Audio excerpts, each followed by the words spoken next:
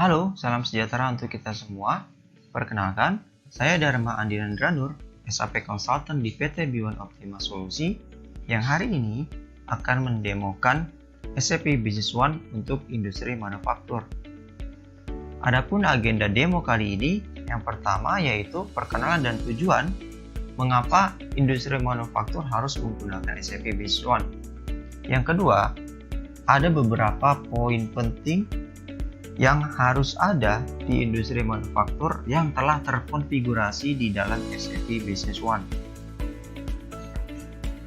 Perkenalan dan tujuan mengapa SAP Business One harus diterapkan di industri manufaktur.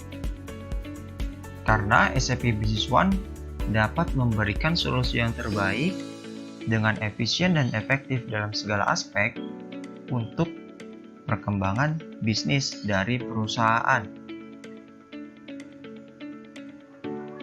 Lalu beberapa poin penting yang ada di industri manufaktur. Yang pertama, bagaimana cara memaintain bill of material di SAP Business One. Yang kedua, bagaimana cara memaintain ketersediaan stok yang ada di bill of material untuk menghindari kekurangan stok pada saat proses produksi. Yang ketiga, bagaimana cara membuat work order yang ada di SAP Business One. Yang keempat, bagaimana cara men-trace work order yang telah kita buat tadi. Dan yang terakhir, apa saja report-report yang ada di SAP Business One yang berkaitan dengan ketersediaan stok dan pergerakan stok. Oke, kita menuju SAP Business One. Ini adalah tampilan dari SAP Business One. Di depan ada dashboard. Ketika login di SAP Business One, dashboard ini bisa di-custom sesuai dengan kebutuhan Bapak Ibu sekalian. Contohnya untuk kegiatan industri manufaktur, SPK outstanding nanti bisa ditambahkan sebagai dashboard di sini dan di-custom sesuai per masing-masing user. Lalu kita ke modul yang ada di SAP Business One. Terkait dengan poin yang pertama, bagaimana cara kita memaintain bill of material yang ada di SAP.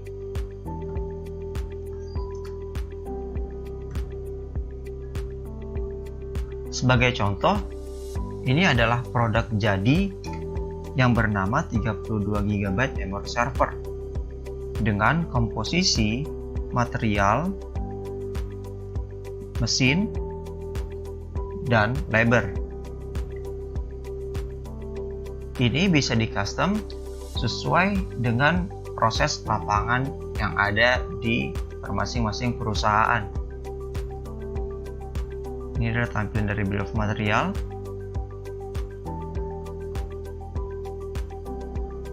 Lalu, terkait dengan poin yang kedua, yaitu bagaimana kita menjaga agar stok yang ada di bill of material tadi itu bisa memenuhi untuk kebutuhan produksi. Skenarionya kali ini adalah terdapat PO customer dari Maxitech memesan produk jadi tersebut sebanyak 10 di tanggal 10 Desember. Lalu terhadap produk jadi 32 GB memory server ini, di SAP kita membuat simulasi dengan memasukkan buffer stock sebanyak 20. Buffer stock ini kita bisa setting per masing-masing gudangnya. Dalam hal ini, kita memakai general warehouse untuk kegiatan simulasi. Per sekarang, kondisi stok sebanyak 15. Lalu, minimum inventory 20, buffer stock 20. Jadi terdapat kekurangan 5 untuk memenuhi buffer stock dan ada juga pesanan sebanyak 10 di tanggal 10 Desember. Untuk menganalisis kebutuhan dari customer tersebut dan menjaga ketersediaan dari stok, di SAP Business One terdapat modul yang namanya MRP. Di MRP ini kita dapat merencanakan beserta menganalisis demand dan supply terhadap material dan terhadap produk jadinya juga. Oke, terdapat skenario yang sudah disiapkan sebelumnya, yaitu terkait dengan produksi dari 32 GB memori server. Setelah kita menjalankan MRP ini, maka akan muncul report dari MRP dengan penjabaran pada tanggal 8 Desember SAP Business One merekomendasikan untuk membuat produk jadi ini sebanyak 5. Kenapa? Untuk memenuhi buffer stok yang 20 tadi. Lalu pada tanggal 10 Desember terdapat pesanan dari customer sebanyak 10, yang dimana di sini ada keterangan source-nya 74M, yaitu sales order. Ketika kita klik akan menuju sales order yang tadi di awal.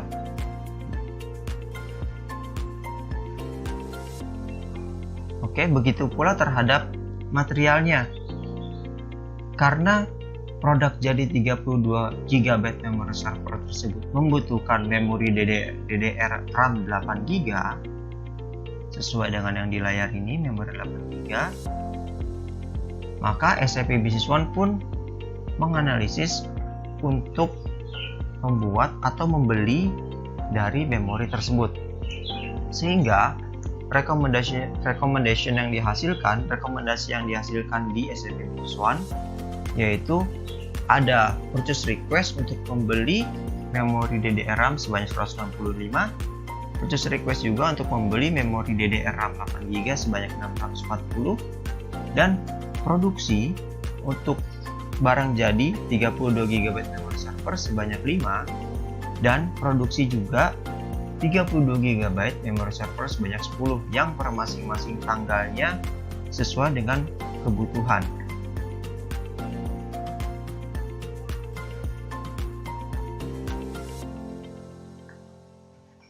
Oke.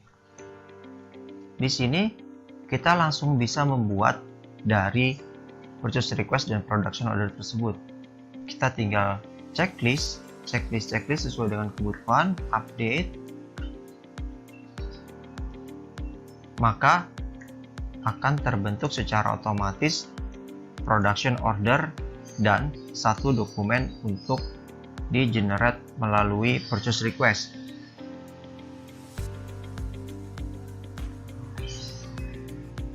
Oke, di sini terdapat approval untuk proses purchase request. Dalam hal ini saya approve.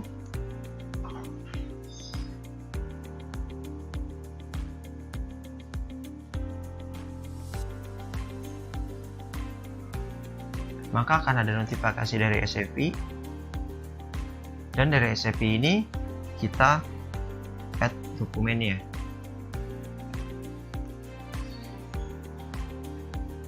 Sehingga di SAP tergenerate secara otomatis material memori DDR RAM 8 GB sesuai dengan MRP yang direkomendasikan. Di sini ada keterangan origin MRP. Lalu untuk menjawab poin yang ketiga, bagaimana cara membuat work order di SAP Business One?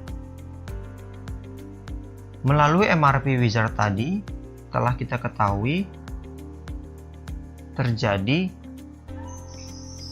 produksi untuk produk jadi 32 GB memori server yang akan memenuhi untuk kebutuhan customer.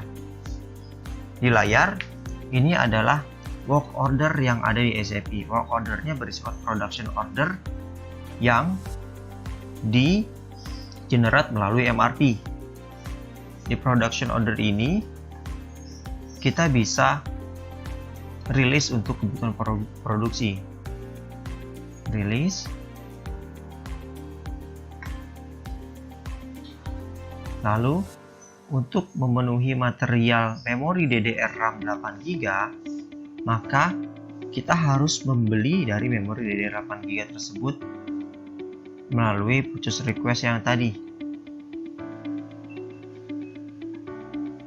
Oke. Sini saya copy purchase order untuk melaksanakan proses pembelian.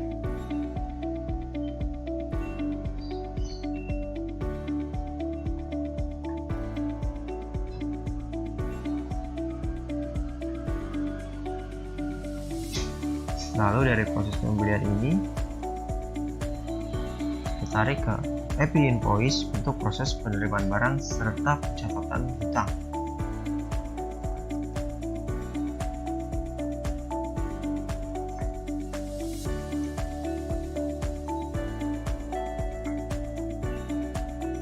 Oke, telah terjadi proses pembelian dari material memori DDR 8GB dari proses request, lalu proses pembelian, purchase order, lalu ada proses pencatatan untuk pengakuan stok dan hutangnya. Lalu kita jalankan SPK yang telah tadi dibuat.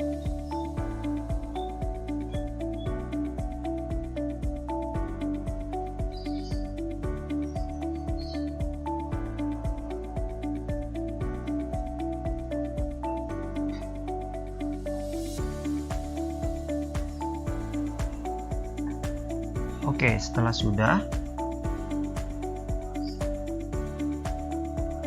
untuk menjawab poin nomor 4, bagaimana cara men-trace work order yang ada di SAP Business One?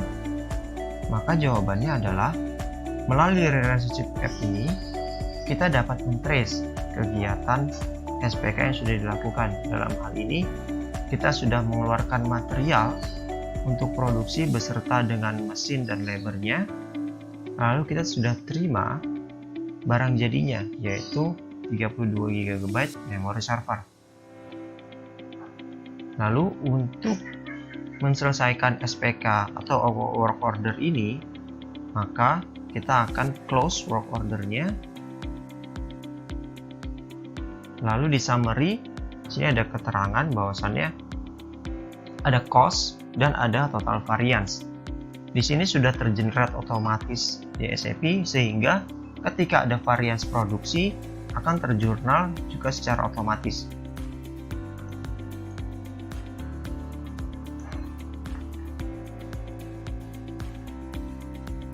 Oke, lalu beranjak ke poin yang terakhir, bagaimana cara kita melihat ketersediaan stok dan pergerakan stok di SAP Business One. Di SAP Business One terdapat inventory report, yaitu inventory audit report. Di inventory audit report ini kita dapat melihat pergerakan stok.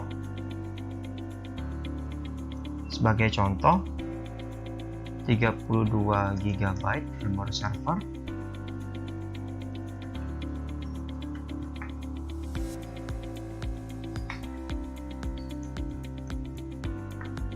ya, di sini terdapat report pergerakan stok dari 32 GB memory server. Ketika kita klik dokumennya, maka akan menuju ke receipt from production, yaitu proses penerimaan barang jadinya tadi yang telah kita proses produksi.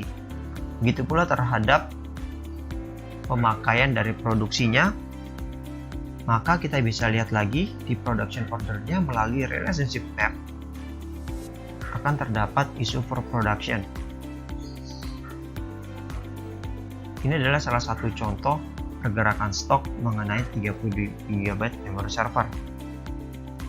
Lalu, bagaimana cara melihat stok per keseluruhan gudang? Di SAP terdapat yang namanya inventory in warehouse report. Di sini kita bisa melihat stok keseluruhan yang ada di gudang yang kita bisa filter juga reportnya dan kita bisa export ke Excel.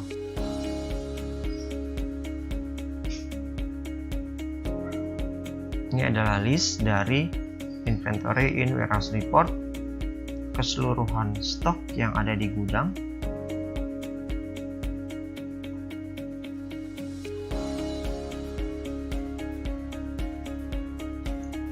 Oke, ketika kita tarik sebagai tampilan layout report, maka akan tampilannya seperti layar seperti ini.